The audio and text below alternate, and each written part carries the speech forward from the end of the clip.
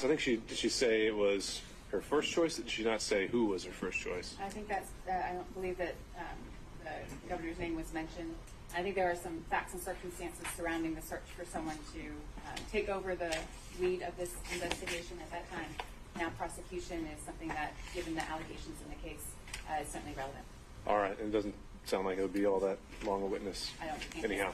All right, so in that case, we can transition over, and Ms. Cross, I'd like to call your witness. Thank you. The state would call Governor Roy Barnes. And Judge, just so I'm clear, so you had told us not to ask questions about qualifications, so we did not ask any of our witnesses about qualifications. So the state's now going to bring in evidence of that. We would just ask permission to now be able to go into that. Sounds to me, well, Ms. Cross? If you want to ask Governor Barnes about his qualifications, that's certainly something he'd have knowledge of. I don't know what his basis of knowledge for anyone else's qualifications might be, but I also don't think that opens the door to anything other than what my understanding of what the testimony is. As I hear it, the issue of qualifications versus who was her first choice is going to be relevant to her intent, maybe, and perhaps that issue of the case in whole. I don't think that necessarily opens the door. We'll see how it goes. I believe he's being brought up, Your Honor. All right.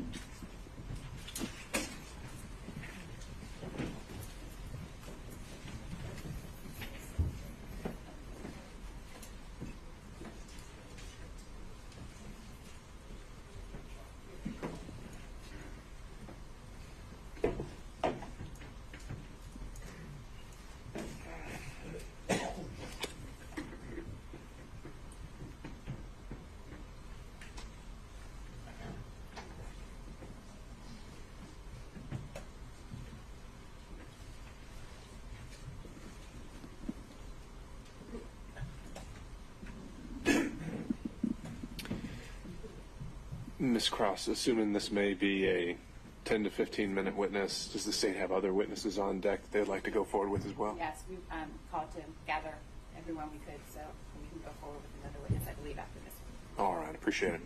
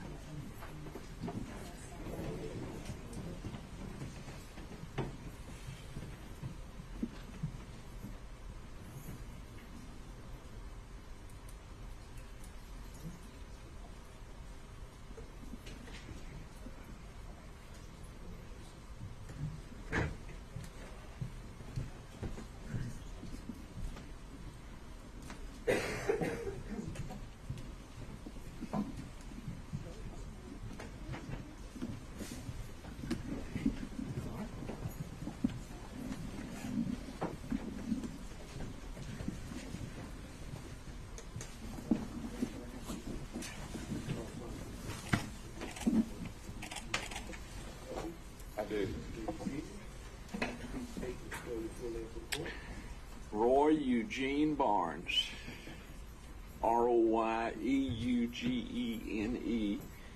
Barnes, B-A-R-N-E-S. Good morning, Mr. Barnes. Can you tell the court a little bit about your background as it relates to your service in public service? I was first elected to the state senate in 1974 from Cobb County, and I served 16 years there. And then in 1990, I ran for governor and was defeated. And 2 years later, I went back to the House of Representatives. I was elected to the House of Representatives and served 6 years until I was elected governor in 1998, and I served in that position until January of 2003. And after serving in the position of governor, can you tell the court a little bit about what you transitioned into after your public service? I did exactly what I was doing before. I was elected. I went back to practicing law in Marietta, Georgia, with my daughter, who's now a judge of the state court, and my son-in-law. And now we have, I think, 6 or 7 lawyers. Charlie Bailey back there was one of them at one time. Okay. And Governor Barnes, would you consider yourself to be a trial lawyer? Yes. Okay. We don't write contracts or we don't write wills. All we do is try cases. And I want to direct your attention back to 2021, where you were approached by the district attorney of Fulton County, Willis, about being a special prosecutor. I was. I don't recall the exact date, but I know it was sometime in 2021. And she asked me to come down, and I met with her and Nathan Wade, and there were several other in the meeting. She asked me, said they were beginning this investigation, and she asked me if I'd be interested in being special prosecutor, to which I replied that I had mouths to feed at a law office, and that I would not do that. And also, I just had a bad, well, I won't say bad because it happens from time to time, but I just had the FBI to report a fella, a militia trainer, to me that said they were concerned that he was making threats against me. And because I thought it was because of the flag, but I asked him and he said, no, it was because I was too close to the Jews, quote unquote. And I told D.A. Willis I'd lived with bodyguards for 4 years, and I didn't like it, and I wasn't going to live with bodyguards for the rest of my life. Ultimately, you turned down. Yes. Yeah, I told her. I said, I'm not interested. Nothing further from the state. Smirch. Morning, Governor Barnes. How are you? Just fine. How are you? Good to see you. Good to see you. You said it was sometime in 2021. Do you remember? I think it was. I don't remember the dates. They all go. I could look it up on my calendar at the office, but I don't have that. Well, I want to ask you about some statements that Ms. Willis made March 28th, 2021. She was talking about assembling a team for this case. Are you familiar with her work assembling a team for this case? Well, I assume that's what she was talking to me about. But besides that, I don't know. And I know you had said you had a meeting with some folks, and Mr. Wade was at that meeting? Correct. Okay. So he was with the district attorney interviewing you about taking this case? Well, of course, I know Nathan very well, as you do. Yes. And I exchanged pleasantries with him, but the conversation was with Ms. Willis. Okay, with Ms. Willis.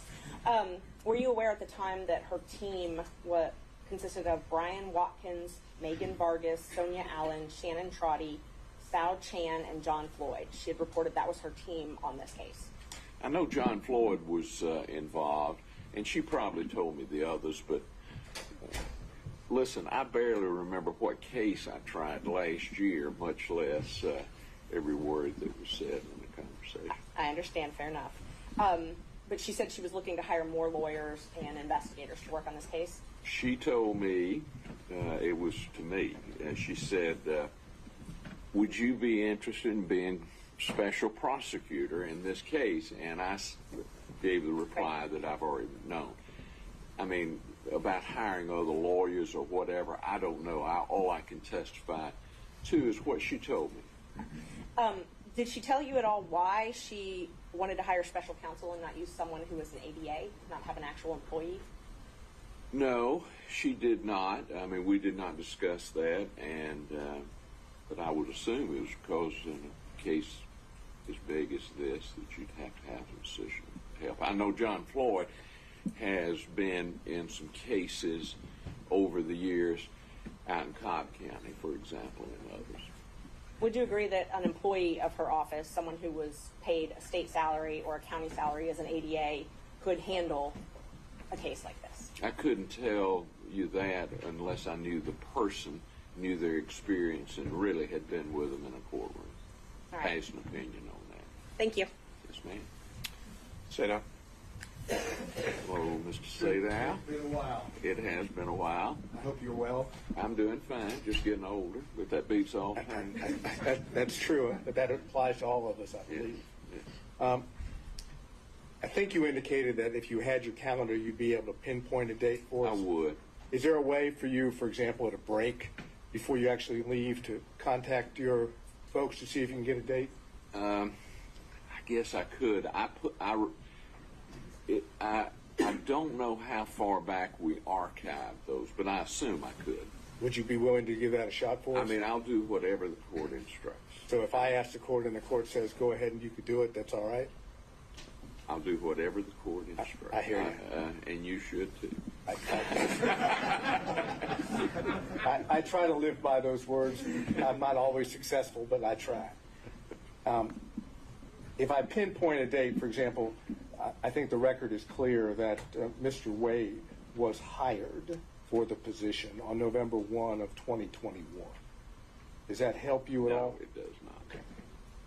Then let's go to the meeting. It sounds like it was just one meeting. Yes. And could you tell us where that meeting took place, if you It was remember? in the conference room adjacent to the district attorney's office. So was it in this, or the adjoining building? It was in the Lewis Slayton building. And District Attorney Willis was there, obviously, right?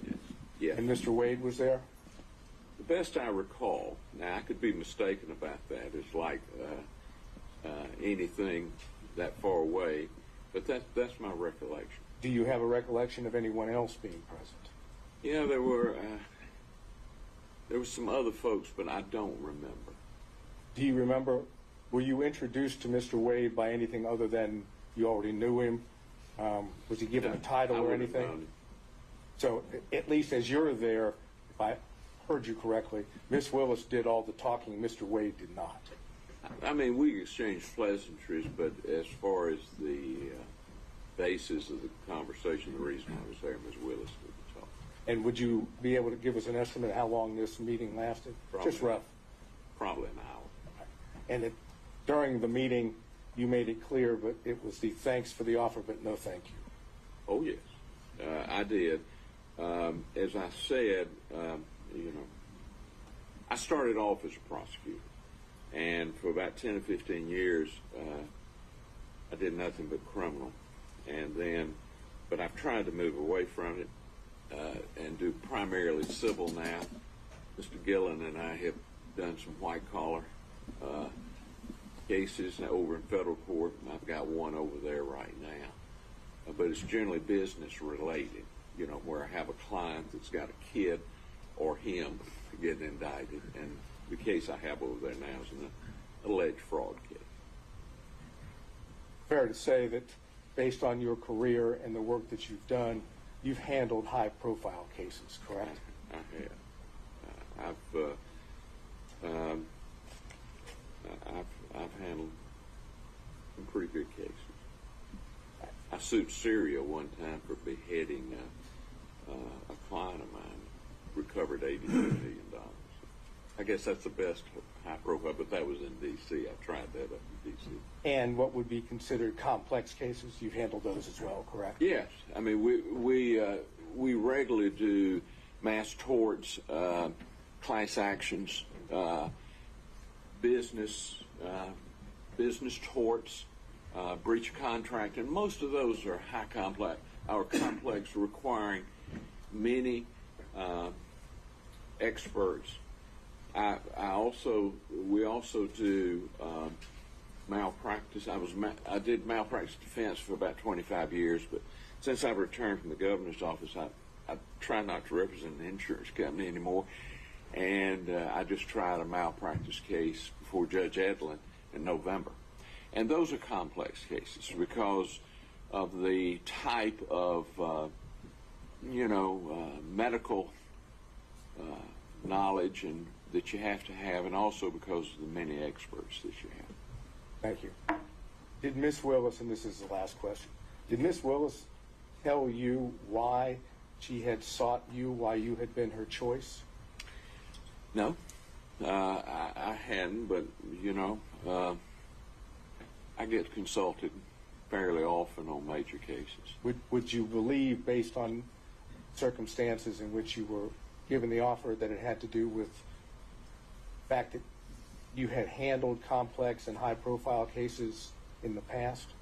It could have been. I know her very well. I tried a case against her. She worked for the JQC, and I represented Judge Robert Crawford, Matt Crawford, and she prosecuted him, and I defended him. She beat me at the trial. I turned it around at the Supreme Court. So you had some experience with her. I had plenty of experience with him. She's a very qualified young, everybody's young to me, but she's a very qualified young woman. After that one occasion, did you have any other contact with her in reference to the position itself or who she might be considering? I had some conversations with her or Jeff DeSantis or some of those, but not really an in-depth, about who she should hire or anything like that.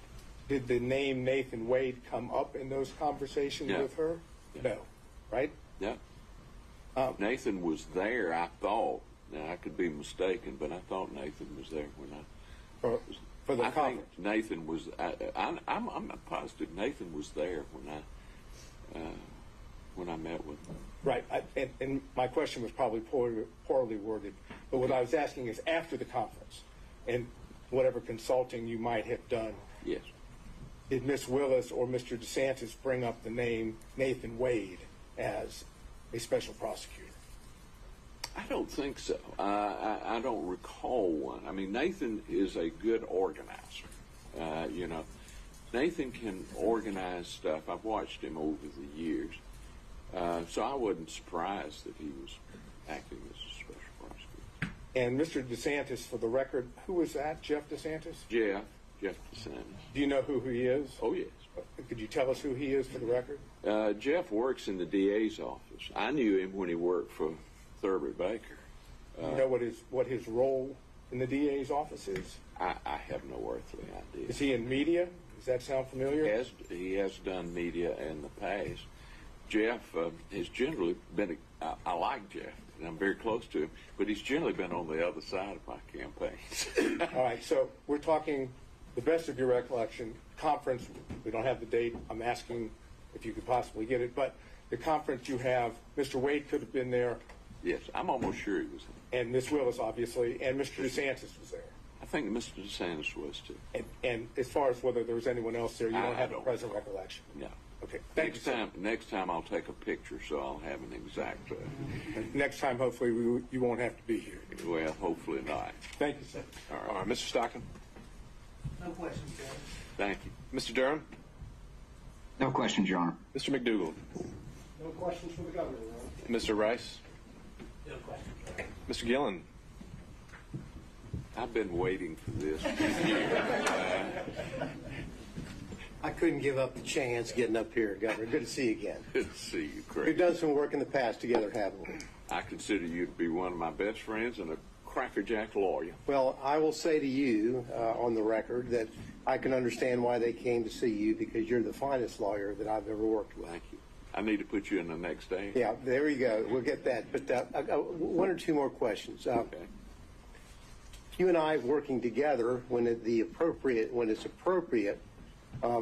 We've had no qualms about filing motions to disqualify the DA, have we? No. Matter of fact, you and I successfully disqualified the DA out in Cobb County in the Brown case, didn't we? We did. So whatever needs to be done should be done. Represent your client. You got that. Thank you so much. Mr. Coturo, are you still with us by Zoom? I am, Your Honor. All right. Any questions? No, sir. All right. And Mr. Cromwell for Ms. Latham? No questions, Your Honor. All right. Any redirect, Mr. Abadi? I got it. Can this witness be excused? Yes, sir. Your Honor, is there a way that we could potentially ask through you for that date if you can get it? The question is, you want the exact date that the meeting occurred? Yes, if we can get that. And I'm wondering if we can, if it's really material, the exact date rather than just its proximity to the November 1st hiring. Is that fair? If he knows whether it was far earlier in the year versus maybe closer, would that obviate the need for the exact date? If you can't get the exact date, of course, we'll take the best we can. Okay, let's start there. All right. Let me I think, well, he may take care of it for us just if we hold in place here. I'm not sure of this. Well, let me try this first, Governor Barnes, before you do a deep dive in the email there. Do you recall what time of year it was when this meeting occurred? I'm afraid not. Okay. I mean, you know how this is. The cases and the days move together. I had a fellow a few years ago that said I represented him in 1978, and I told him I'd take his word for it. Now, you wouldn't, I got to ask, you wouldn't do that if it was a question of him saying he just hates you. No, I would not. I will tell you, I believe lawyers should be well paid, Mr. Senator. All right. So, sir, is that something? I'll have to look. It didn't come up right. Okay. All right. We'll ask this witness to step down, subject to recall, and that might be something the state can present with stipulation as well. All right. Thank you, sir.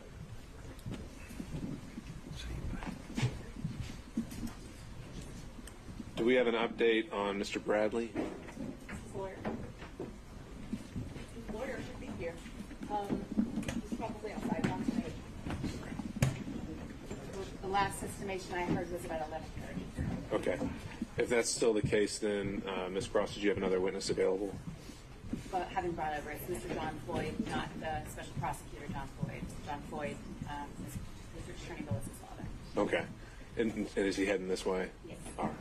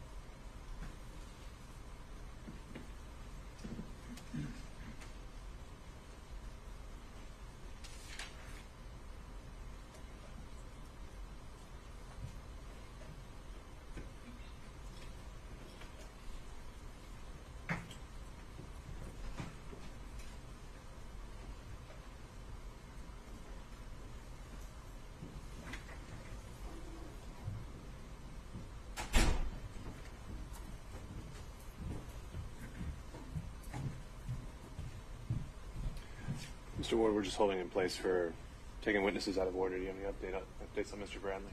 Yes, so he in this appointment may last a few more hours. However, he's going to make himself available for Zoom if that's possible. Just use his link or provide his testimony.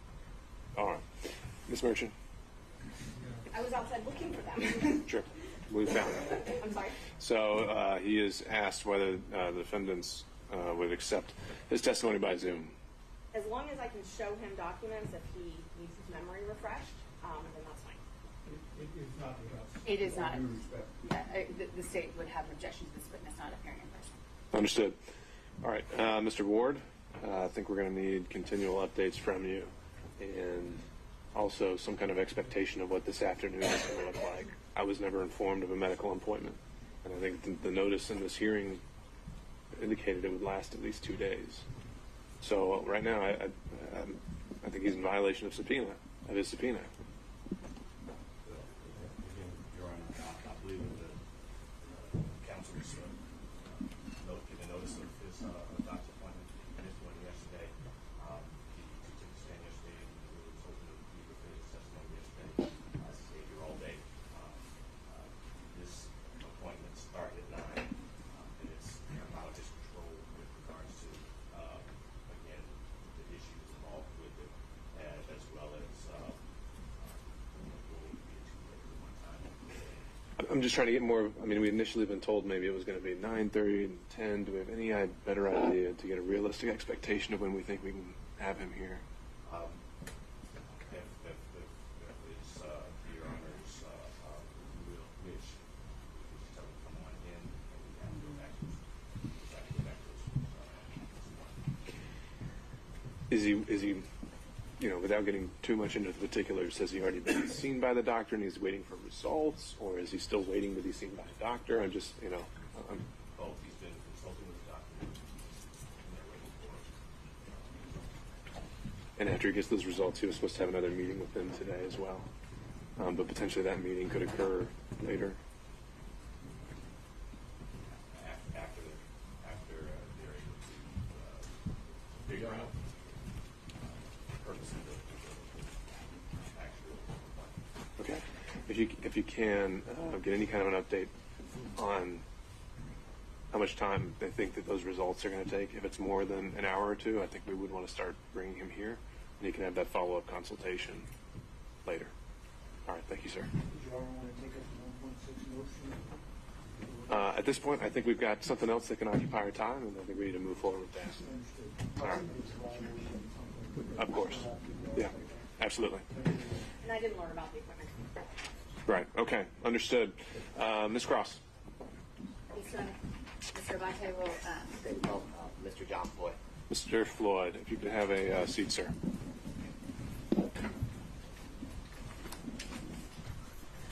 May I approach the witness quickly?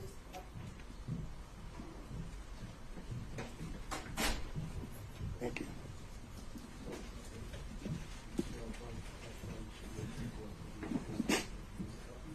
I do.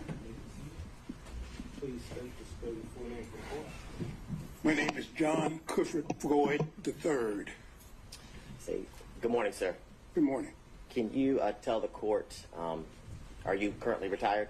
Yes, I am. And prior to being retired, can you tell the court a little bit about, did you work in the legal career? Were you a I lawyer? was an attorney. I practiced law. I've probably tried 1,000 cases.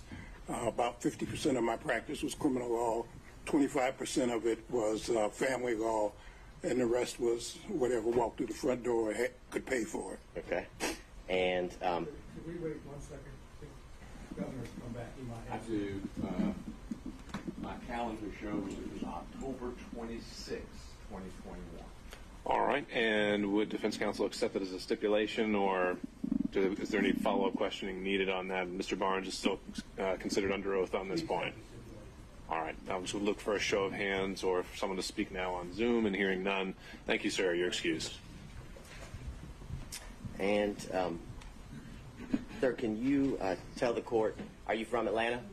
No, I grew up in South Central Los Angeles. I spent most of my legal career. I would say in Washington, D.C. was kind of the circle, but I've tried cases all over the country, and I tried the longest. I was the first lawyer to try an international criminal court. I was with the International Criminal Tribunal for Rwanda. I was in trial there for 4.5 years in Arusha, Tanzania, and Hague in the Netherlands. Okay. And when you weren't there, it sounds like your kind of center of gravity was Washington, D.C. Correct, but I've tried cases in West Virginia, Maryland, Florida, California. All over. Yes. And do you, sir, can you tell the court, do you have any children? I have one daughter, Fonnie Willis. Okay. And I want to direct your attention back to 2019, okay? Yes. Back in 2019, can you tell the court, did you move here to Atlanta? I was living in Johannesburg, South Africa, and unfortunately, for some reasons, I could not get an extended visa. When I retired from the practice of law in 2018, I moved to South Africa, and I had to leave South Africa, and I did then come to Atlanta. Okay, and do you, sir, remember about the time period in 2019 when you moved in with your daughter here in Atlanta? It would have been the spring or summer of 2019. And after you moved here, did you get a driver's license to kind of confirm your residency in Atlanta? Well, my driver's license for the District of Columbia was going to expire on my birthday, which is in October. And yes, I did get a license here in the state of Georgia. Your Honor, may I approach the witness? Yeah. You can just take a look at what's been marked as stages. Okay, Your Honor, would you, if you don't mind, my eyes are very bad, which is one of the reasons I retired, and so I need a magnifying glass, so I'll be constantly. Thank you.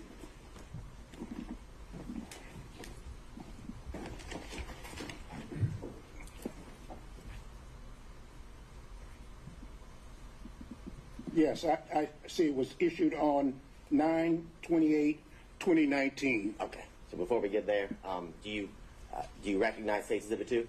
Yes, just my driver's license. And is State's Exhibit 2 a fair and accurate copy of your physical driver's license? Absolutely. This time, Your Honor, the State would tender what's been marked as State's Exhibit 2 into evidence. No question. Seeing no other objections, it's submitted. State's Exhibit 2 is submitted for the record. Now, and for the record, Your Honor, the State is going to supplement State's Exhibit 2 with a redacted copy of the license. The current copy is not redacted, with the address and things of that nature. Right. And do we need to mark that differently in any way? I will mark it as State's Exhibit 2A. Perfect. Now, you talked about when your driver's license was issued. Can you tell the court when was that driver's license here, your Georgia driver's license issued? It was on 9/28/2019. Okay, so September 28, 2019. Now, when you moved into District Attorney Willis's home, who lived there? Well, my daughter lived there. I lived there, and from time to time, my grandchildren would come. Okay, and did your grandchildren, were they at school coming and going? Exactly. I think they were in school in various jurisdictions. And during the time, how long did you live at or with Miss Willis and at her home here in Fulton County? She was forced to move after she was elected. I don't know if you want me to go through the whole thing, but that, Your Honor, if Your Honor will indulge me. After she was sworn in on January 1 of 2021, and on or about the 3rd of February, at probably 5:30 a.m. in the morning, there were people outside her house cursing and yelling and calling her the B word and the N word, and just, it was bizarre, okay? Sorry? Pause, sir. Mr. Urbani. Here's the objection to you. I would say it's a effect on the listener. He was present while all of these things were occurring. But I can... No, that's...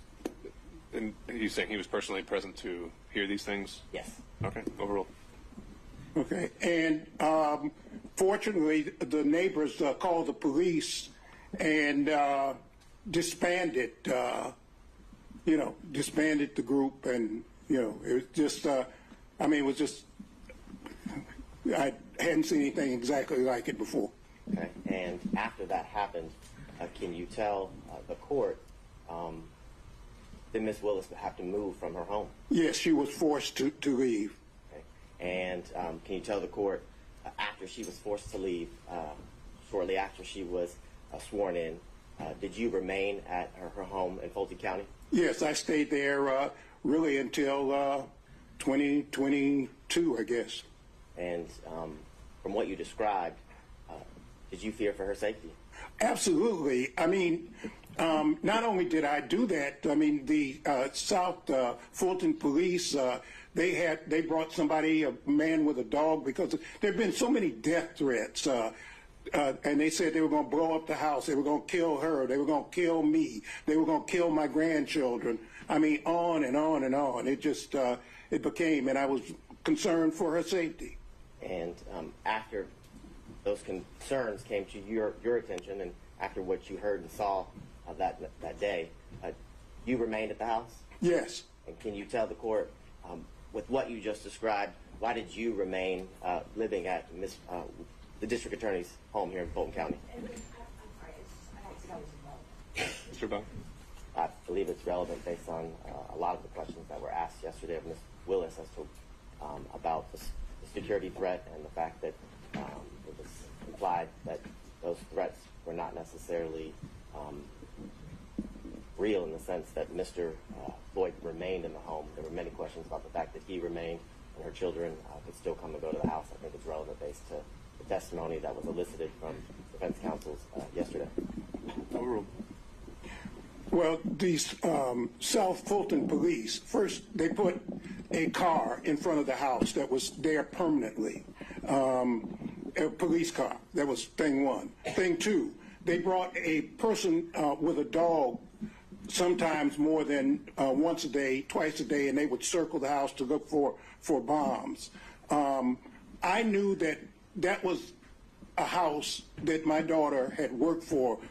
It was a brand new house. She's the only one who had ever lived there. It's a 4-bedroom, brand new house, and somebody needed to protect the house, and I stayed there to basically take care of the house, to take care of the yard, to take care of that. Also, somebody sprayed, again, the B word and the N word on the house, and I don't think my daughter even knew that. I cleaned it off and called the police, and South Fulton police, they have, I'm sure, all the records of all the things that happened. And all of the neighbors, I notified all the neighbors to look out and to watch out. And it was so crazy. I mean, it was just so crazy. We'd have people would show up and park car. There was a guy parked for probably 8 hours out in front of the house. It was just, and we'd call the police, and, Now, at the time that you lived there with Ms. Willis, and I guess even when you remained, so during the time period of 2019 to the end of 2020, are you aware if Ms. Willis was dating someone? Yeah, she did. She had a boyfriend when I first got there. Okay. And did you meet her boyfriend? Yeah, I met him often. Okay, and did you know him by any specific nickname? Yeah, Deuce. Okay, and can you tell the court while you were living there, how often would you see him? Sometimes every day, sometimes, every other day. He was a disc jockey or something, and he had all this paraphernalia that I'd have to move out. There was a thing with the keyboard, things that played music and so forth. So. Now, when you moved in 2019, and then throughout the years in year 2020, 2021, had you ever met someone named Nathan Wade? I did not meet Nathan Wade until 2023, about a year ago, when a reporter by the name of Issakoff interviewed me. That was the first time I had met him. You said that was in 2023? 2023, right.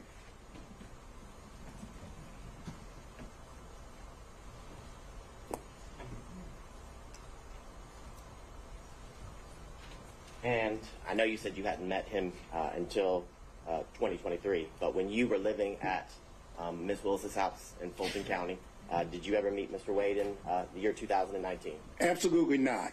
How about in the year 2020? Absolutely not. Did you ever see Mr. Wade at Ms.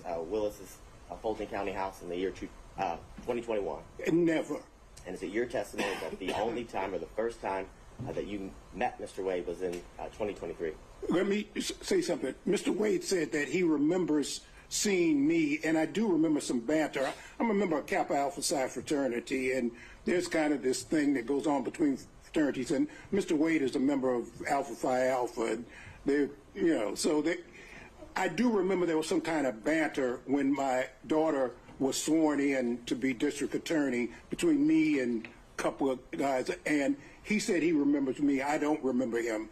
And prior to that experience that you're talking about, as well as, I guess, your official meeting in 2023, had you ever even heard his name? No, never. I don't think I have any further questions, Your Honor. Ms. Merchant. Yes, thank you, Judge. Fine. How are you, counsel? Good, thank you. Just got a couple questions. On Monday, we heard you were in California. Do you have a place in California?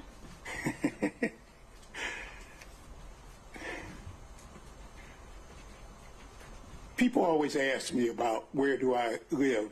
I guess I live right here, sitting in this seat right now. But yes, the answer is I have a place in Los Angeles. Okay, you do. All right. So do you share time or split time between Los Angeles and Georgia? Actually, I'm working on a documentary film, and I'm supposed to be being filmed not for this trial, but I'm supposed to be being filmed right now. It was planned, and we had to stop it because they asked me to come here. But the answer is I'm working on a documentary, and I'll be in California until I finish the documentary if we don't have another actor strike and we don't have another writer strike. So do you own property in California? No, I don't. I live with a friend of mine. You live with a friend of yours. Okay. Yeah. And when did you first move? Well, let me qualify with the dates. Did you spend any time in 2019 in California? No, and the reason I didn't is that when I first came here, the answer is no, I did not. What happened was COVID. Once COVID hit, I was just paralyzed. I couldn't go any place. I couldn't go anything. I mean, I'm a theater buff. I used to go to theater at least once a week. But when COVID hit, I just couldn't. I couldn't go to the dentist, which I need to do. Or, you know, it was just a thing. So I was just stuck. I was just stuck there. I may be wrong, but I believe COVID hit in 2020. So I was asking about 2019. In 2019, did you spend any time in California? Before COVID was even here in the United States, remember I lived in South Africa and I've traveled the world. I knew COVID was coming before. I knew COVID was around before. They may have announced it in 20, but in fact, I knew about it and I knew what was happening in 19. Okay, so let's walk through 2019 then. You said you moved here in September. So no, I didn't say that. I moved here probably prior to September. In September is when I got the driver's license. I probably moved in the springtime. I'm sorry, you did. You said spring, summer. I see that in my notes. So spring, summer 2019 is when you moved here. So up until spring, summer 2019, where did you live? I lived in Johannesburg. Well, I lived in Washington, D.C., 2018. I had planned to retire for the rest of my life in South Africa. I had worked for Nelson Mandela and the Free Mandela and getting that, and someone I'd gone to law school, he had located there after Mandela was freed from prison and became president. I was going to live there for the rest of my life, but unfortunately, because of political reasons, I could not stay in South Africa, and I was forced, in a sense, to come back to the United States. Okay. So let's just focus in on the period from, let's just start with October 2019, okay? We'll call that the relevant period. October 2019 until the end of 2019. Were you in Georgia every single day of that year? Absolutely. Okay. So now let's move to 2020, okay? And every single day, before I move on, every single day in 2019, you slept at your daughter's house, correct? That's correct. Okay. So let's start in 2020, all right? So 2020, the entire year, did you travel anywhere? No. Okay. You didn't travel at all that year? No. So, And I didn't go to the movies, which upset me also. So that entire year, 2020, you remained here in Georgia? Right. In 2021, did you do any traveling? No. So when did you move back, or when did you start this documentary film in Los Angeles? What I had been doing to occupy time is I was writing my own memoir.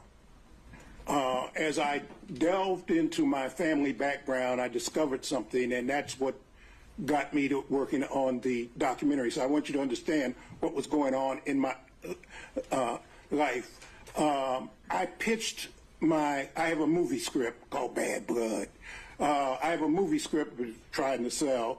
So I tried to sell that, and I just happened to mention something that happened during the civil rights movement. SNCC, it's called the SNCC 5. The legendary Peter Fitzsimmons was interested, and so with Peter Fitzsimmons and Leah Smith, we're now doing the documentary. So I don't want to interrupt you, but what I was asking was when you moved to Los Angeles, not what you moved there for. Well, you keep saying moved. I haven't moved to Los Angeles. I spent more time in California, in Oakland, if you really want to just be, because Peter is basically San Francisco based. So we're working on the documentary. Okay.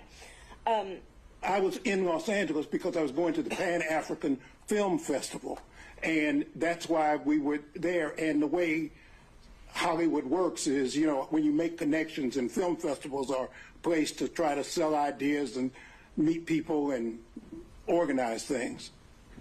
You still own property in Washington, D.C., correct? No, I don't. You don't own property at 1467 Roxana Road, Northwest? That's where I used to live. That's where you used to live. Did you own that property? Yes. Okay. And you owned that property when you moved here in 2019? Yes. And you owned it in 2020, correct? Well, now you talk about a very complicated issue. I left the property. There was a dispute between me, and I had gotten a reverse mortgage company, and there was a dispute between me and that, and I just I walked away from it. Okay. You walked away from it with almost $300,000? Yeah, what is the relevance of that? Where he lived and registered to vote. That's what they brought in. So that's. Why is the money he got from the sale relevant at all? It's the only proof I have of that he owned that address. So I can move on now. Right. Okay. When did you sell that property? I didn't. The reverse mortgage company took it. Oh, okay. So in 2019, when you got your driver's license here, yes. The next day you registered to vote, correct? I think it may have been the same day, but maybe it was the next day. I don't remember. But you didn't own property here in Georgia that day? No, I was living with my daughter.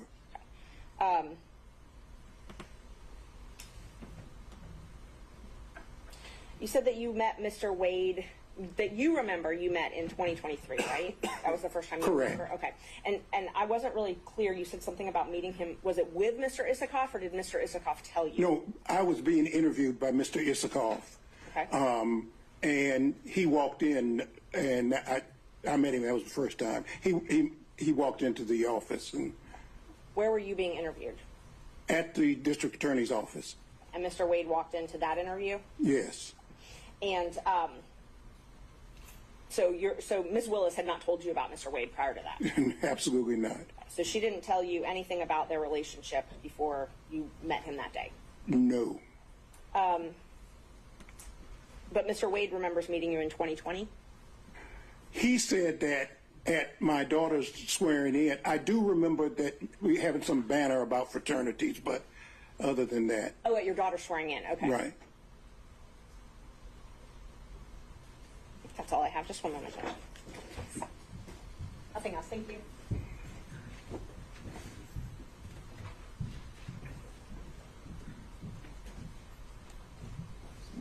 Morning, sir. Good morning. How are you, counsel? I'm fine. I'll try to ask you some specific questions if we could, okay? And I'll give specific answers if I can. Perfect. Okay. The driver's license address, I'm not going to publish. That is State's Exhibit number 2. But is the address on that driver's license the home that you're referring to as your daughter's in South Fulton? Absolutely. Okay. It was unclear to me, maybe no one else, but it's unclear to me, when did you stop living at what I would call your daughter's home in South Fulton? Things got so bad and threats got so many, even against me, that the house became basically uninhabitable. You know, I got tired of sleeping in one room one day and no one that. I would say December of 2022, something like that. December of 2022. Right. That's about right. Yeah. Now, let me change and go back for another date. You had indicated, and I didn't hear it, when was your daughter, Miss Willis, when was she sworn in as district attorney? On January 1, 2021. Okay. And did you indicate that there was an incident, and I know you've described it, was that incident on February the 3rd, 2021? That's my best recollection. Okay. So my question then is, after February 3rd of 2021, how much longer did Miss Willis stay at the house before she moved somewhere else? Very short period of time, and I cannot be precise, but I would bet all the money I ever made, it wasn't more than a month and a half, if that long. Okay, so we're talking about, best of your recollection, end of February into the beginning of March, give or take, of 2021, when Miss Willis would have moved to a different location. Exactly. Okay. And did Miss Willis return to the house, that is, the house that you were in, at any point in time that you can remember? From time to time, she and her security might show up for her to pick something up or take something or something, okay. But she always would come with her security. Okay. My question was poorly worded, I apologize. Did she come back permanently to her house? Oh, absolutely not. Okay, absolutely not. So as far as you're aware, that once Miss Willis left the house, her house, South Fulton house, so the record's clear, in either late February or into March of 2021, best of your recollection, she's not returned to that home to live. No, it became uninhabitable. I mean, it just, I mean, that's okay. I would have to walk around that house looking out of every window. I made a habit of having to walk around the whole house. I got lights so that if somebody would come at night in the back, so that those kinds of reflecting lights, I had those put up. I don't mean to finish off. Okay. All I was interested in is whether she had ever returned. No, the answer is no. Okay. Now, when Miss Willis, when your daughter left the home, time period, end of February, beginning of March, give or take, 2021, do you know where she moved to? No, and I didn't want to know. I intentionally did not want to know, because I was not, if somebody stuck a gun to my head and I could tell them, I wasn't going to tell them anyway, or I'd have made up something, but I didn't want to know. Okay, so would it be fair to say that if you didn't want to know, you never visited her at the place that she moved to? Oh, I never did. Never did? Never did. Okay. Do you know how long she stayed at the first place that she went to after she left her house before she moved to a second place? What I know, and this is hearsay, counsel, is that my daughter has had to move something like 4 times. But do you know any potential? No, I don't know any place. I was taken one time for Christmas Day. I've only seen my daughter, and this is very hard for me to say, but During the period my daughter left, I've only seen my daughter 13 times because I can't, and we've never seen each other more than maybe 3 hours because of, you know, the nightmare threats against her and me. And I understand that, and from the perspective of being a father myself, I understand what that means. So I'm going to move away from that. I was just trying to get an idea of date-wise, okay? So let me try to get one more date. In 2023, when you were being interviewed by one of the gentlemen that wrote the book at the DA's office, and Mr. Wade came in, can you give us, other than 2023, what the date would be? I'm sorry, I can't, Counsel. How about spring, summer, any idea? I would guess spring or summer, but I can't. Okay. I don't. I'm sorry. And you've already indicated, at least to your recollection, that was the first time that you'd met Mr. Wade. Oh, absolutely. Okay. I'm not arguing with you about that. I want to go to Miss Willis's boyfriend that you referenced. Okay. You met Miss Willis's boyfriend, as you've characterized it, when you came here in 2019. Correct. And you met him on one occasion, several occasions? Oh, no, I saw him often. Oh, so you mean there was no secret that she was dating this man?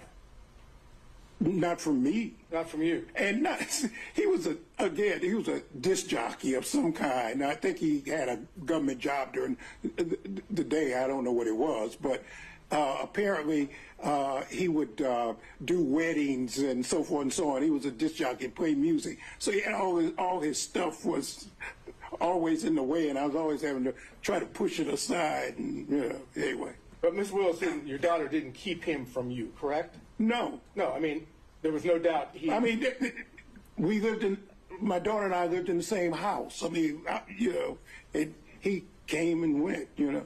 Right. Now, when did you learn that your daughter had a romantic, personal relationship with Mr. Wade? Well, about 7 weeks ago when it, as a matter of fact, I just found out when other folks found out. Okay. But as your daughter, as I understand it, never told you one time in the year of 2022 that she was dating Mr. Wade, correct? That's correct.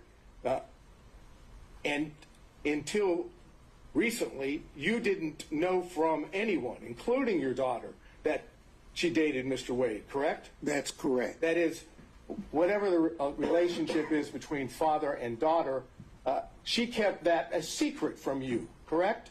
Correct. That's all I need to know. Mr. Stockton. No.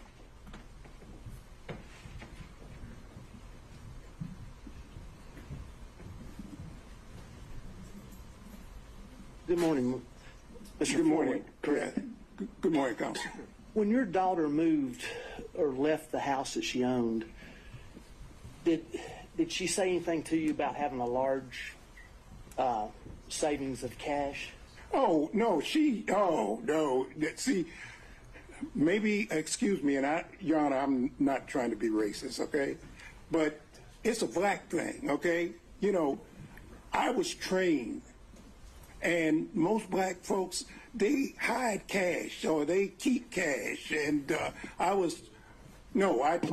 trained, you always keep some cash because I've been places, and just because of the color of my skin, for example, I took a fellowship at Harvard when my daughter was just, if I might, Your Honor, when I was just, she was just, you know, maybe 3 years old. And I remember going to a restaurant in Cambridge, Massachusetts. And I had a American Express credit card and maybe a Visa or whatever. And I had a lot of what they call traveler's checks. I don't even know if they still have traveler's checks, but traveler's checks. And there was a sign said, you know, with the credit card.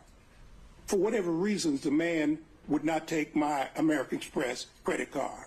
So I pulled out my Visa card, and he wouldn't take my Visa card. So then I pulled out my traveler's checks. He said, we don't take checks. Now, these were traveler's checks. This was money. I had a $10 bill. I'll never forget this as long as I live. And he said, the bill for my wife at the time, Fonnie's mother, Fonnie, and myself was like $9.95, and I had a $10 bill. That was all that. And I always remember that. But even before that, I've always kept cash, and I've told my daughter, you keep 6 months worth of cash always. For example, I had 3 safes in my house. I put some of my clients' stuff there too, things I didn't want other lawyers to be, because you're always in a firm, and I knew that there were special conditions, so some of my clients' things I would bring home, put them in the safe. But I've always kept safes, and as a matter of fact, I gave my daughter her first cash box and told her always keep some cash. So is that a yes? Yeah. Oh, absolutely. That's all I got, Judge. Mr. Durham. No questions. Mr. McDougald. No questions, Your Honor. Thank you. Mr. Rice. No questions, Your Honor. Mr. Gillen.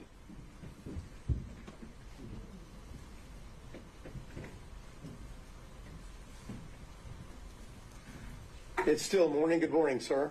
Good morning, counsel. How are you? Just fine. Just a few questions following up.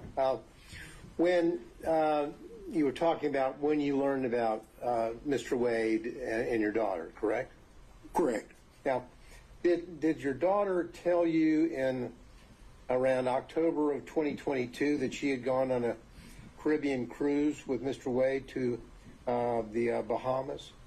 The answer is I knew that my daughter had gone, but I did not know who she went with or what the circumstances were. So I knew that she had gone out of town, but I didn't know with whom. I see. And did she tell you in November of 2022 that she had gone to Aruba and stayed at a Hyatt Regency resort there in Aruba for 3 days with Mr. Wade? Did she tell you that? The answer was, again, I knew she went out of town. I didn't even know where she went. I knew she was going out of town. She told me she was going out of town. I think she might have said she was going out of the country or something. She'd be gone. But other than that, that was all. Okay. And did she tell you in March of 2023 that she was going to Belize for several days with Mr. Wade? The same answer, that I knew she would tell me she was going out of town, and she may or may not have told me where she was going, but she'd be gone for a couple of days. Okay. Now, in 2023, you were in many days you would be out in California, correct? Some days I'd be in California, correct. Okay. Well, did she tell you in May of 2023 that she was traveling to Napa Valley with Mr. Wade, so maybe y'all could see each other when she visited California with Mr. Wade? The answer is no. And so the first time that you ever met Mr. Wade or learned about Mr. Wade, to your recollection, was in 2023? That's correct. That's all I have, Your Honor. Thank you. Mr. Kucherov.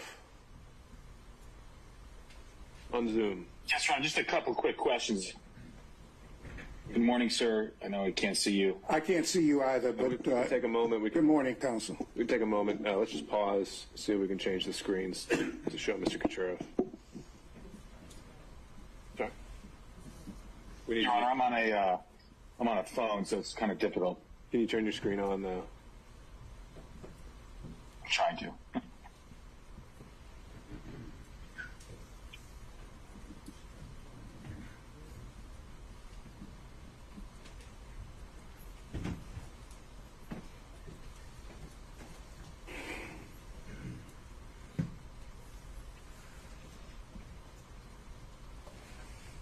Does that work? Just to hold one more moment? All right, there we go. You can proceed, Mr. Kucherov. Sir, you seem to know about the issue of cash in this transaction. You said it was a black thing. How did you know that the cash was going to be an issue in this testimony? Because I was asked for it, and I was prepped by the lawyers, and they asked me about it. What else? And did you speak with Mr. Wade about your testimony? No. Did you speak with your daughter about your testimony?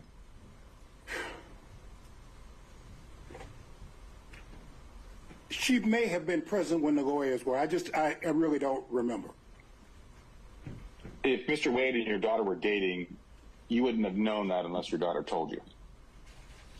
What do you? Maybe I'm not understanding your question, counsel. So maybe you want to restate. What is it that you're asking me? Yeah, if it wasn't clear, I can re-ask the question. I'll rephrase it. Yeah, right. Yeah, Mr. Wade. if Mr. Wade and your daughter were dating, you wouldn't have known that unless your daughter told you. I did not know that they were dating. And when were you talking about the cash? I didn't know that. I don't know what you're asking me. What I told my child from the time she was a child is always have some money.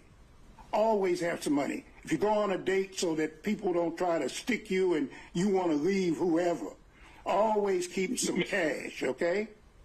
Mr. Floyd, you answered the question that the attorneys prepped you for that, so that's all I wanted to know. Anything else, Mr. Sheriff? That's it, Your Honor. All right, Mr. Cromwell. No questions, Your Honor. Mr. Abadi? Your Honor. Mr. Floyd, now, it wasn't common for your daughter to confide in you about her romantic life at all. No, and I haven't confided in her about mine before when I had one, okay? And you wouldn't have known about her boyfriend, the disc jockey. Hey, Debs. An objection? I think that might have just been still off mute. Okay. Let's keep going. Now, you wouldn't have known about her boyfriend, the disc jockey, had you not been living with her, correct? That's correct. I'll allow overruled. I have nothing further. Did he answer the question? He did. He said that's correct. All right. By show of hands, any redirect on those points only. Ms. Merchant. Yes. I just want to know when you were prepped by the lawyers, when this prep session was. I just got off the plane on, what was it, Tuesday night? I think I was probably drooling at the mouth. I was so tired. So it must have been, I got in Wednesday. It must have been Wednesday. Okay. And did you talk about any of the testimony from yesterday or watch any news reports or anything like that? Oh, absolutely. You can't cut the TV on without seeing this. The first thing, and I listen to conservative radio a lot, and, you know, last night for 5 hours, all they talked about was this case. So you were aware of what the testimony your daughter gave yesterday was? Yeah. Unless you don't cut the radio on, unless you don't cut the television on, unless you don't read the AJC or any other, the New York Times or whatever, which I do every day, yeah, of course. So is it fair to say nobody instructed you that you were under the rule of sequestration? Right, and I'm not under subpoena either. Thank you. All right, anything else? Seeing and hearing none, thank you, Mr. Floyd. Thank you very much, Your Honor. It's a pleasure to appear in front of you, Your Honor. Take care. Thank you. All right, Ms. Cross, let me check in. Was the state planning to call additional witnesses? Not at this time, Your Honor. We're again trying to accommodate if there's a lapse in schedule to be able to this afternoon, but right now that was our last witness. Okay, so even if Mr. Bradley testifies to some extent, it's still the potential that the state has no further witnesses? I anticipate at least one more will be available this afternoon, but that would be it. Okay, so there are potentially more state's witnesses. All right. Judge, before we move on, I'd move to strike the last witness's testimony. All right, so I think the rule is invoked and the instruction was for the parties to tell all witnesses subpoenaed or expected to appear about the rule. I don't think the remedy is necessarily striking. I think it can go also to this credibility as well. So to that extent, unless Ms. Cross, you want something else to be heard on that, point is made. All right. Do we have an update from Mr. Bradley? Yes, Your Honor. Yeah, he should be here at 12:25. Okay. Then what I think we should do is have these preliminary conversations about privilege, see if we can make any headway, and then take our afternoon break. So to that end, counselors, I don't know if you just want to argue in place there or go to the table, whatever makes you comfortable. But Mr. Chopra, I think maybe it was relayed to you since you weren't in the court earlier this morning. We'd had some initial conversations about the distinction between the privilege and Rule 1.6, and it sounded like you wanted to be heard on that. Your Honor, it was brought to my attention, and I apologize because I don't have things. What do you need? Well, a copy of the case in front of me would be helpful, but it's not necessary. It would just take me a second to keep looking at my phone and respond to the court. Whatever you need to do. Your Honor, I believe the case for in anticipation of preaching the rule 1.6 is on Mr. Corning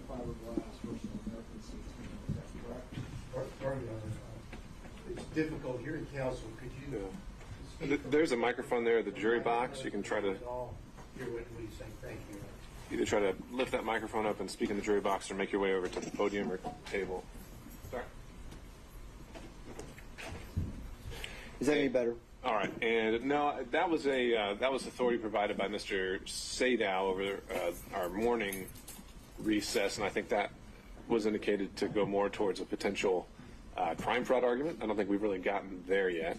It's not crime fraud per se. It's the same notion. It's fraud on the court, different proposition. Okay. But yes, and to attorney-client privilege waiver, Right. 1.6 confidential and secret. The case that I had cited to this morning, showing the distinction between the two, was tenant health care. So that's where we were on the threshold issue. Did you have something that you wanted to address on that? I have not been able to review that, Your Honor. I was unfortunately. All right, Mr. Ward, you're co-counsel with Mr. Bradley?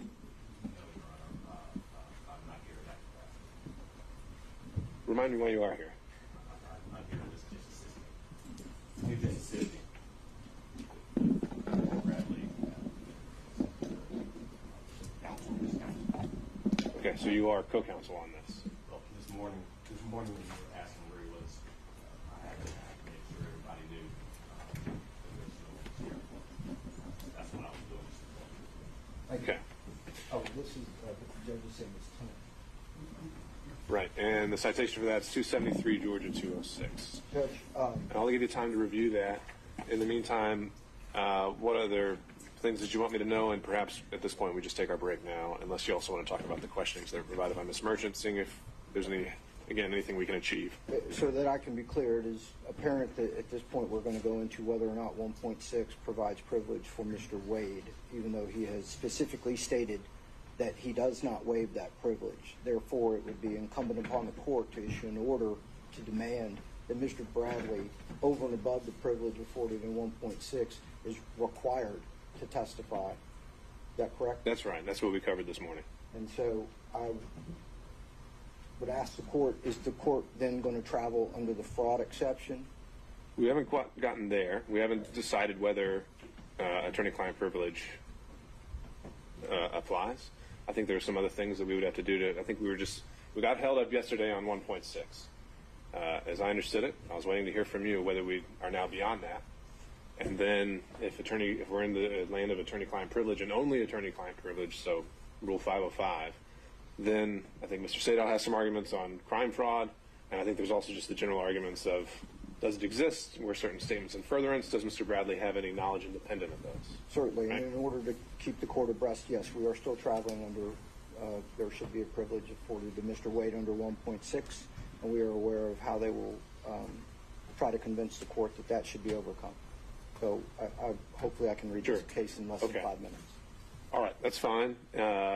Anything, I guess, as he reads that, let's do this. Assuming we do get beyond 1.6, if you can work with me here, anything we want to add to that? I'm afraid I would have to hear what the arguments were that got us past 1.6. Okay. Judge, I'm not here to insinuate to the court that we would do something else. I don't know. But there was a line of questioning that Ms. Merchant decided to write out and share with the parties. Were there any initial thoughts, comments, reactions to that? Again, just trying to make sure we make the best use of Mr. Bradley's time once he arrives. Your Honor, I just want to say that just to reiterate that my client is not waived attorney-client privilege. The questions that we reviewed this morning, Mr. Bradley is not able to testify about anything relating to Wade's marriage or dating history after December 2018. That's going to be the operative date. Nor does any of the questions does Mr. Bradley cite to any external knowledge or sources. Anything he will say would be derived entirely from privileged communications with our clients, so we just want to renew our objection. Okay. So certainly the assertion of the privilege is confirmed and for the record. And I think, again, this is where we got held up yesterday, is that I know you're asserting that certain answers to these questions would be covered by privilege. I think there's still some boxes we would need to check before we can confirm that. And we'd have to check those boxes with Mr. Bradley before we can get there. Okay. If there's nothing else, then let's break until 1 o'clock. All right. Thank you all.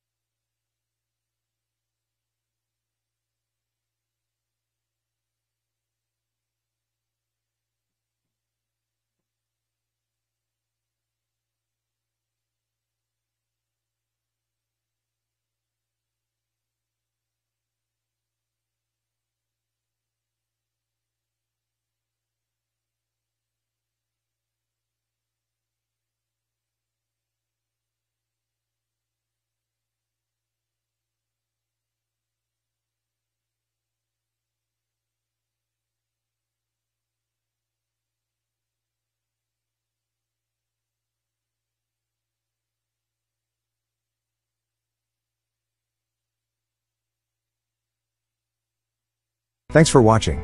If you like it, comment and hit the like and share buttons. Subscribe for future videos.